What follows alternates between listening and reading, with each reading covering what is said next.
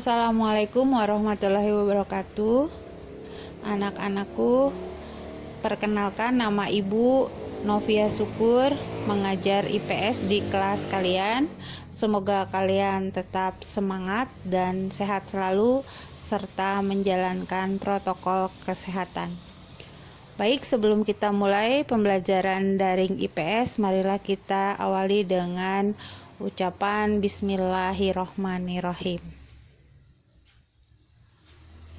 Pada hari ini, kita akan belajar tentang ruang dan interaksi antar ruang pada pembelajaran IPS bab 1 kelas 7. Apa itu ruang? Ruang tidak hanya sebatas udara yang bersentuhan dengan permukaan bumi, tetapi juga lapisan atmosfer terbawah yang mempengaruhi permukaan bumi.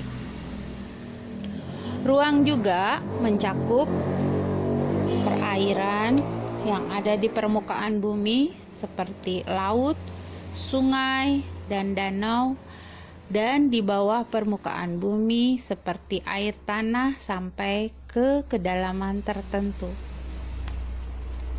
Ruang juga mencakup lapisan tanah dan batuan sampai pada lapisan tertentu yang menjadi sumber daya bagi kehidupan berbagai organisme atau makhluk hidup juga merupakan bagian dari ruang. Dengan demikian, batas ruang dapat diartikan sebagai tempat unsur-unsur lainnya yang mempengaruhi kehidupan di permukaan bumi.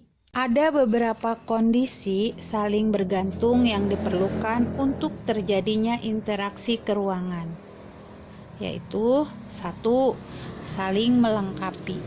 Kondisi saling melengkapi terjadi jika ada wilayah-wilayah yang berbeda komoditas yang dihasilkannya.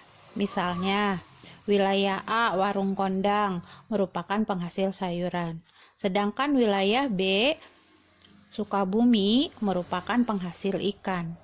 Wilayah A, warung kondang, selain membutuhkan sayuran, maka membutuhkan ikan.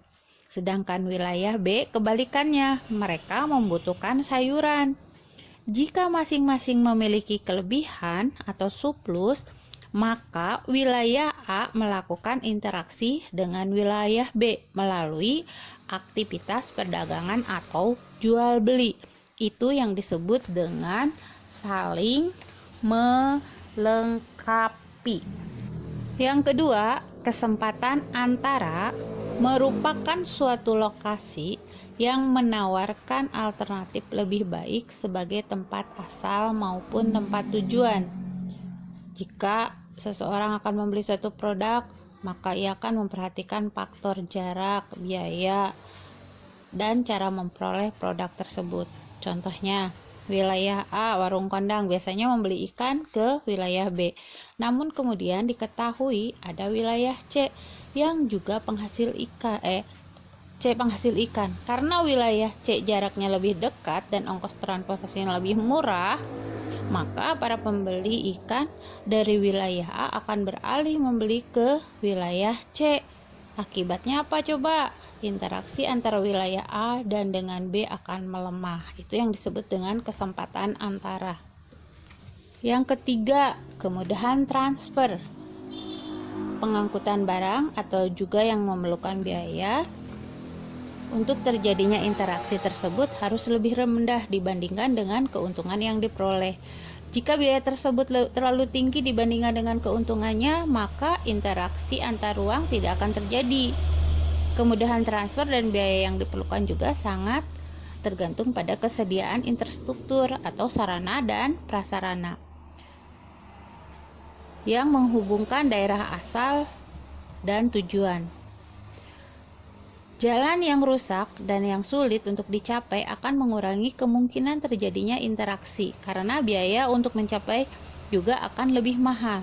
Sebagai contoh, Seseorang akan menjual sayuran dari wilayah A ke wilayah B, namun di jalan menuju wilayah B mengalami kerusakan, sehingga tidak bisa dilalui. Akibatnya, orang tersebut tidak jadi menjual sayuran ke wilayah B. Nah, itu yang disebut dengan kemudahan transfer. Sekian dulu pembelajaran IPS hari ini. Mudah-mudahan kita bertemu lagi di kesempatan yang lain. Wassalamualaikum warahmatullahi wabarakatuh.